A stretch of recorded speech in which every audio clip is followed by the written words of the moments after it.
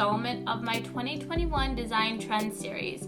If you haven't already, definitely check out the 2021 Pantone Color of the Year video that I'm linking above.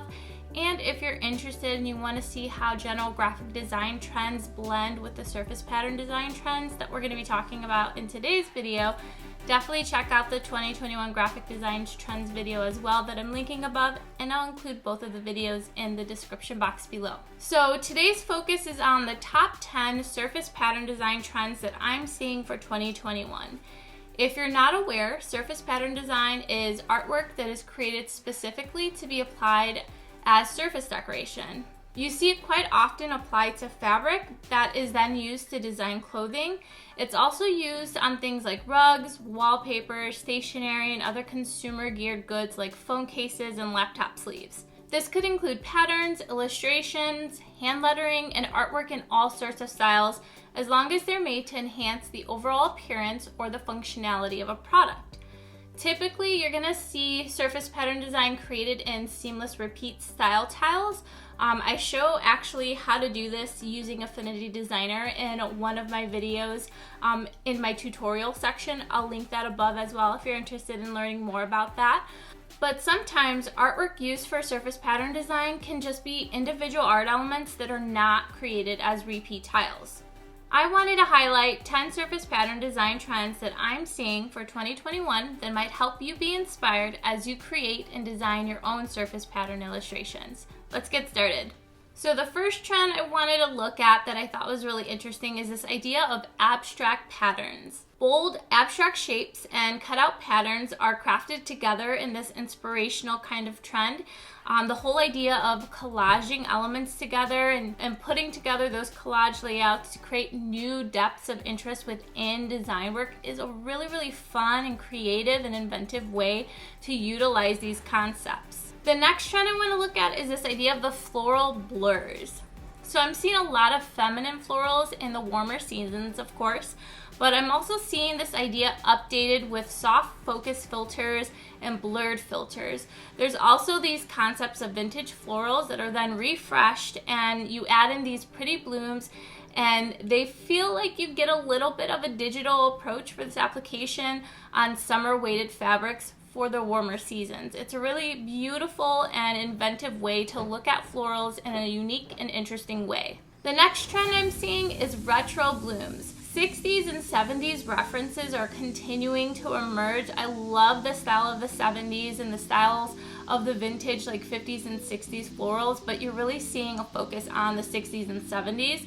And you see a lot of like vintage prints being reborn, and you see a lot of this in transitional collection development. There's small and large scale blends of these floral shapes, and there's also this idea that these retro themes filter down into commercial markets with slogans and graphic tees, and it's just a really fun and unique take on the traditional florals that you see during the spring. So that idea of florals for spring, it's groundbreaking, but they're looking at taking, reference a blast from the past and really pushing forward with innovative ways of pulling these visual elements that are something that, you take from the old and you add something new to it. The next trend I want to look at is the new polka dot. So there's this overwhelming success of polka dots. Obviously, it's a beautiful print that people often go to when they're looking at fun ways to kind of zhuzh up their style.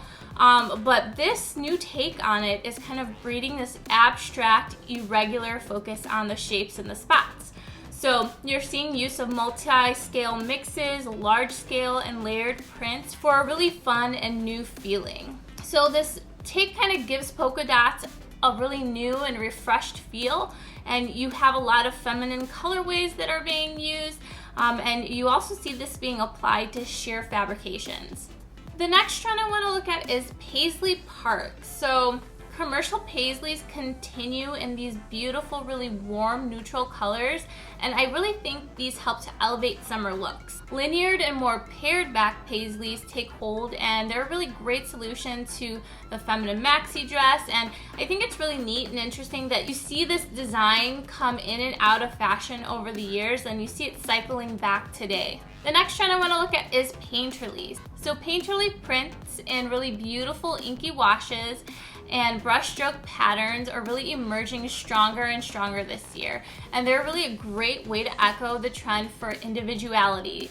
They feel very artistic in of themselves. So people will likely tend to opt for more expressive painterly florals as the demand grows for this really gorgeous, artistic, and creative aesthetic that I feel like this style kind of embodies. Loose brushstrokes, playful dabs, and block prints on fabric in a really strong, gorgeous monochrome palette bring a really sophisticated look to this and add a really gorgeous simplicity to things like interior stylings along with fashion. The next trend we're going to talk about is this idea of folk prints. You see this quite often, this idea of taking from the past and breathing new life into these vintage or more culturally influenced styles in terms of fabrics and patterns and things like that. And with that, you get a really fun, bold mix of folk styles that are kind of being regenerated for today. Just to note, I think it's really important though, when you're working with these types of styles and elements, it's really important to understand where those ideas are coming from and not just outright appropriate some of these very, very sacred styles and prints. So this is something that you see a lot in the fashion industry, and bigger designers kind of get called out on it. And on one hand, as like a Puerto Rican and Mexican American, I think it's really important to kind of showcase and have those kinds of folk prints from Latin America and Central America and Mexico kind of being pulled to the forefront. But I also think it's important that we acknowledge where that's coming from, and also in terms of utilizing the styles or being inspired by that, really highlighting the cultures and educating others on where that influence is from, and also pushing for the people of color that, you know, the BIPOC community that has a hand in developing and designing these kinds of things, putting them to the forefront. So I just wanted to kind of touch on that because this can be a really tricky kind of subject area. And as I said, we've seen many a designer being called out on this in the past because they just blatantly use things and they don't give credit where credit's due. So I think that's really important when looking at this kind of concept. But I think this is a beautiful, gorgeous approach to really pushing out and highlighting gorgeous folk prints. So you see lots of bright pops of color contrasting with dark backgrounds for like really creative drama. You're seeing folk inspiration from places like Sweden. So it's just a fun and engaging style to utilize and play with. But like I said, I think it's also really important that it's not appropriated. The next trend I want to talk about is this idea of the rich tapestry. So really gorgeous, idyllic pastoral scenes and stylized flora and fauna designs bring a really established traditional edge to things like interiors. And you can see this also in fashion. Again, it's kind of going toward that more creative, artistic vibe that a lot of these designers and creatives are going for. But this style also creates this really gorgeous, dreamy reflection of the natural world, whether it's pulling in additional florals or plant life and creating scenes within the prints that you're creating. The next trend that I want to look at is this tie-dye trend. Tie-dye has been incredibly successful, and like I said, a lot of these trend ideas kind of fade in and fade out, and that's just the nature of things within the fashion and design and creative industry as a whole. Tie-dye was popular for a time, then it went out of fashion, and now it's come back, and it's come back with a strength that I haven't seen in quite a while. If my kid is wearing tie-dye constantly, that tells me something. So tie-dye has been really successful, and it's set to continue with the addition of stripe formations and pinstripes, which I think is a really fun and unique take on it. You're also seeing new approaches to placement and color combinations that are unique and interesting, and that's key to the overall success of carrying on the tie-dye trend and bringing it afresh into 2021. The final trend that I want to look at is this whole idea of the paradise / kind of like tropical vibes. It's been around for a while, but I still see it maintaining a stronghold this year. Tropicals are on the increase. You saw in Versace's catwalk show being a key driver.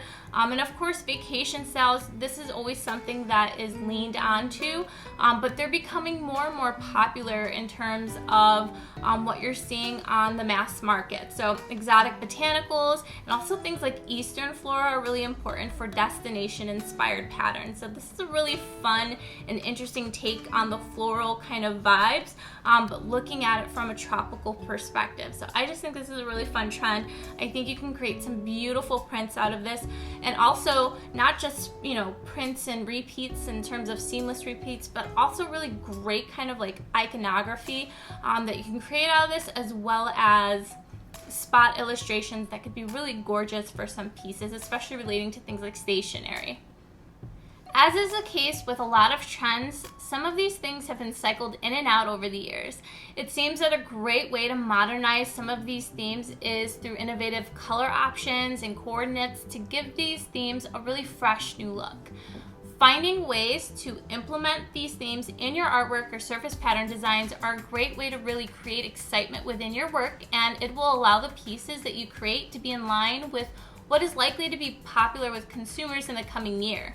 I always suggest researching trends a year out if you're planning on pitching art directors and the like for licensing, as many brands are often working 12 to 18 months ahead of time in terms of production, so keep that in mind. I hope you found this video informative. If you like this video, please make sure to leave it a like, and if you're not already, make sure you subscribe to my channel for more videos like this. This is a great way to support the work that I do on this channel, and it will allow me to continue to create content like this in an accessible way. Thank you so much for watching, and I'll see you in the next one. Bye!